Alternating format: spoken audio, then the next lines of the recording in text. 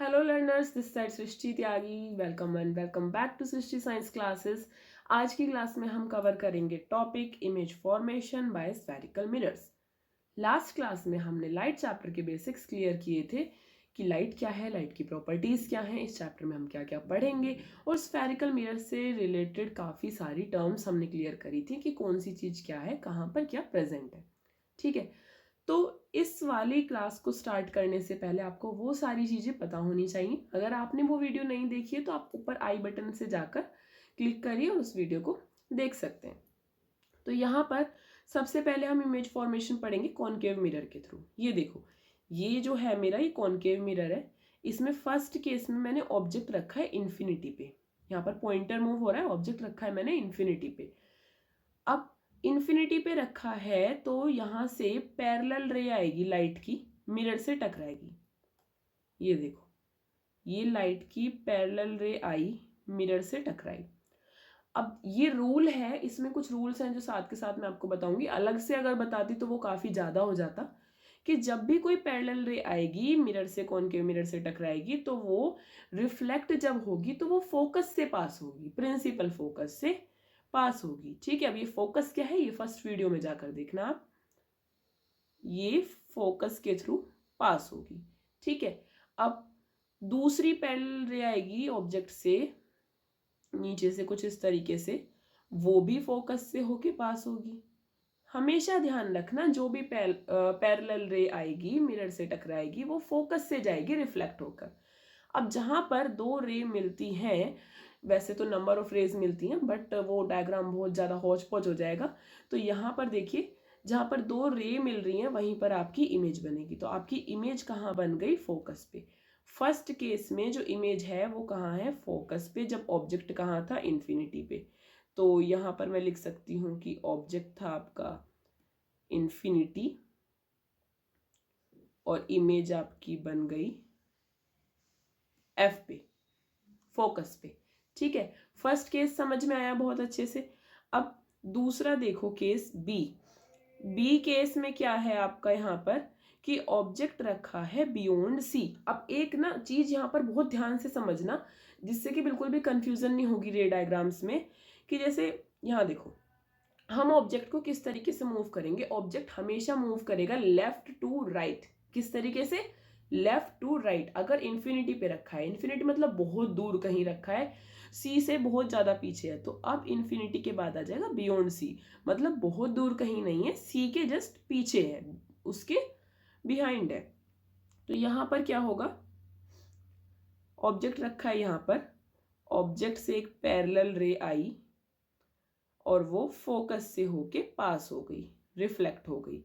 ठीक है, first case जो था इन्फिनिटी वाला वो अलग था, लेकिन बाकी के केसेस में हम ज्यादातर जो दूसरी रे भेजेंगे ऑब्जेक्ट से वो हम भेजेंगे सी से, सेंटर ऑफ कर्वेचर से। तो यहां से सेंटर ऑफ कर्वेचर से ये वाली लाइन आई, ये देखो कुछ इस तरीके से। सेंटर ऑफ कर्वेचर का रूल ये है कि जो लाइन सी से आती है वो सी पे ही वापस चली जाती है, रिफ्लेक्ट उसी डायरेक्शन में होती है। तो ये यहीं पर आएगी इस तरीके से और इसी तरीके से रिफ्लेक्ट होगी। अब देखो, ये दोनों रे जो रिफ्लेक्टेड रे हैं वो कहाँ मीट हो रही हैं? वो मीट हो रही हैं सी और एफ के बीच में। तो ये जो ए बी डैश आपको दिखाई दे रहा है ना, ये है आपकी इमेज। तो इमेज कहाँ बन गई? सी और एफ के बीच में। ऑब्जेक्ट था यहां पर हमारा बियॉन्ड सी और इमेज बनी हमारी कहां पर? बिटवीन सी एंड एफ, सी और एफ के बीच में। ठीक है, अभी इसकी टेबल भी दिखाऊंगी मैं आपको, क्लियर हो जाएगा उससे सब कुछ। थर्ड केस देखिए, अभी मैंने क्या बताया था थोड़ी देर पहले कि ऑब्जेक्ट लेफ्ट टू राइट चल रहा है, इन्फिनिटी पे position done, beyond C done. अब सी के पीछे था, अब बारी किसकी आई? सी की बारी आ गई। तो ऑब्जेक्ट है यहां पर मेरा सी पर, सी पे ऑब्जेक्ट रखा है। यहां से एक जो रे जाएगी वो जाएगी पैरेलल और वो इस तरीके से पैरेलल जाके फोकस से रिफ्लेक्ट हो जाएगी। अब जब सी पर ही रखा है तो दूसरी मैं सी से तो भेज नहीं सकती, तो दूसरी लाइन में भेजूंगी रे ऑफ लाइट फोकस से। अब जैसे जो फोकस से जाएगी वो पैरेलल आएगी, क्यों हमने पढ़ा था पैरेलल वाली फोकस से आएगी और फोकस से जाने वाली सी से आएगी, सॉरी पैरेलल आएगी। अब ये दोनों कहाँ मिल रही हैं, ये मिल रही हैं सी पे, तो इमेज कहाँ बन गई, सी पर। इमेज यहाँ पर हमारी सी पर आ गई, तो इसका मतलब कि ऑब्जेक्ट था हमारा, ओ फॉर ऑब्जेक्ट है, ठीक है, ऑब्जेक्ट था at C, I for image, image भी हमारी कहाँ पर बनी, सी पर ही बनी। तो मतलब अगर ऑब्जेक्ट सी पर है तो इमेज भी सी पर ही बनेगी। इनका साइज कैसा रहेगा, नेचर कैसा रहेगा, वो सारी चीजें मैं आपको एक टेबल के थ्रू क्लियर करूंगी अभी, ठीक है। फोर्थ केस आप मुझे बताओ कि कहाँ रखेंगे ऑब्जेक्ट को। अब सी के बाद क्या आएगा, लेफ्ट से राइट जा रहा है, तो सी के बाद जगह आती है सी और एफ के बीच में। डायरेक्ट एफ पे मत पहुंच जाना, पहले उनके बीच के स्पेस को कवर करो। बीच में रखा, ये रहा ऑब्जेक्ट, पैरेलल गई, फोकस से होके आ गई एक लाइन। दूसरी अब हम सी से भेज सकते हैं क्योंकि सी पर ऑब्जेक्ट नहीं है, तो ऐसे गई थी, टकराई, वापस आ गई सी पर ही, कुछ इस तरीके से। तो ये दोनों जाकर मिलती हैं सी के कहीं पीछे, बियॉन्ड सी। तो यहाँ पर जो ऑब्जेक्ट था हमारा वो था बिटवीन सी एंड एफ, और इमेज जो है हमारी वो बनती है बियॉन्ड सी। समझ आया, चारों के समझ आ गए। अब एक चीज ध्यान रखना, ऑब्जेक्ट मूव कर रहा है लेफ्ट टू राइट और इमेज मूव करेगी राइट टू लेफ्ट। कैसे, सबसे पहले बनी थी इमेज हमारी कहाँ पर, फोकस पर बनी थी।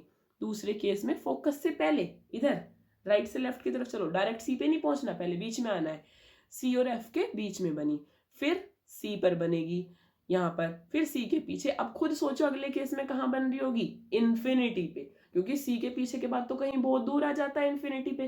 तो उस वाले केस को देखते हैं हम।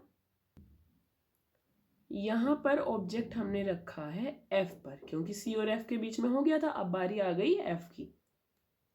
तो ये देखो, जो एक लाइन है वो जाएगी ray of light parallel, parallel वाली आ जाती है वापस फोकस से, ठीक है। दूसरी जो हम भेजेंगे वो सी से भेजेंगे, सी से जो गई वो वापस उसी पर आ गई, ऐसे हमने भेजी थी और इस डायरेक्शन में वो वापस आ गई।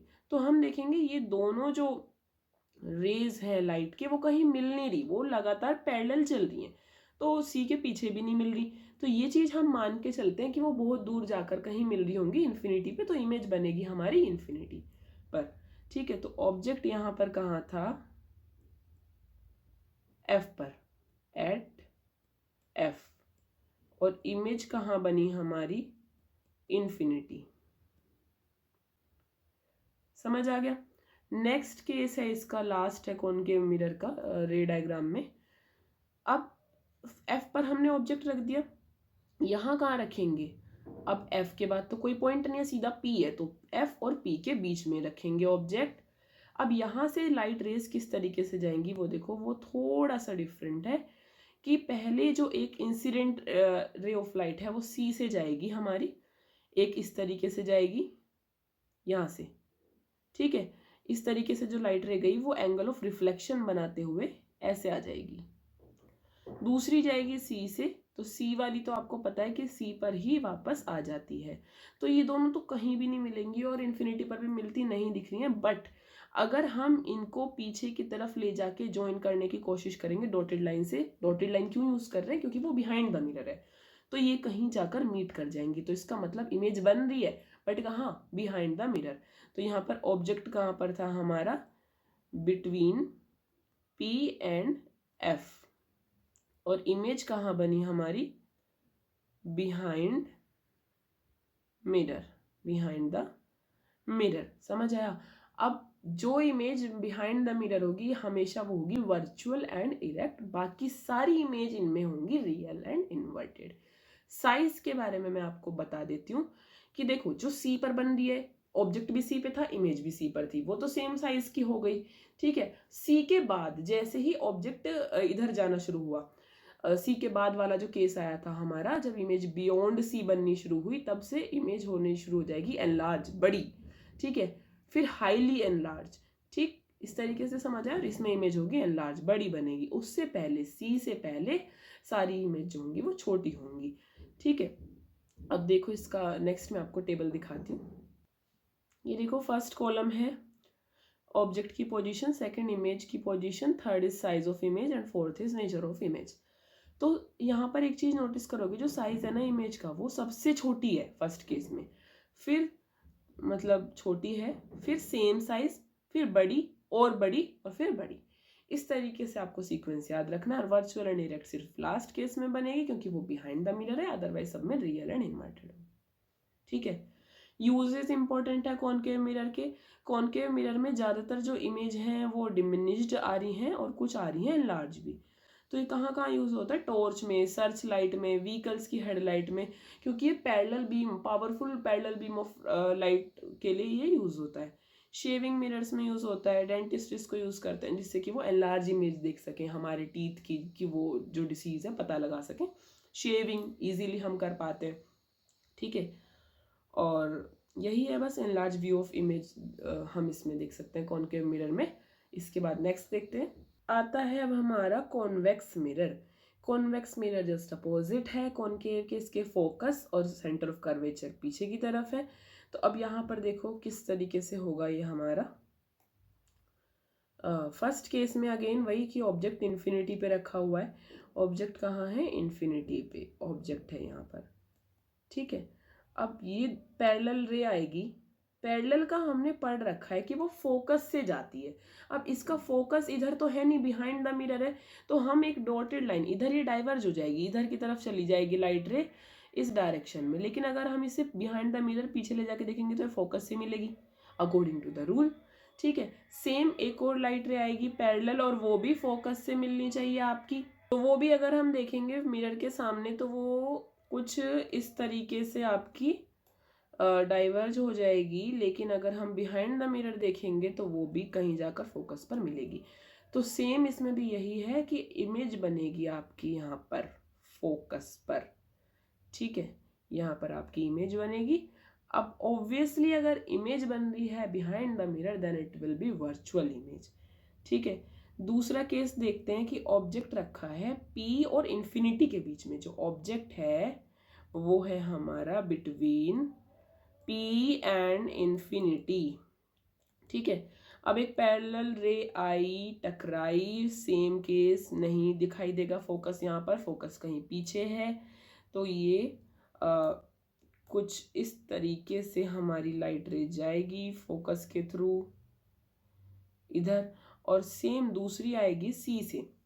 दूसरी लाइट रे अगर सी से आ रही है तो वो सी पर ही रिफ्लेक्ट बैक हो जाती है। बिहाइंड द मिरर जो है वो मैंने डॉटेड लाइन से शो किया यहाँ पर।